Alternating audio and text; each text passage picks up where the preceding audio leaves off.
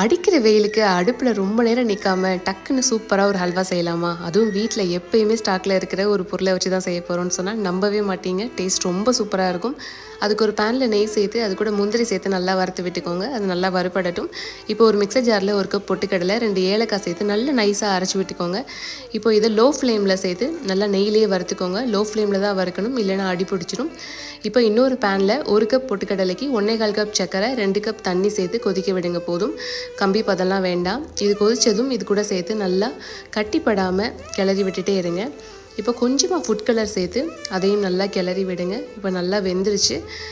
கொஞ்சம் கொஞ்சமாக நெய் சேர்த்து கைவிடாமல் கிளறிக்கிட்டே இருங்க. அப்பப்போ கொஞ்சம் கொஞ்சமாக நெய் சேர்த்திங்க அப்படின்னா உள்ளே நல்லா அப்சர்வ் ஆயிரும்.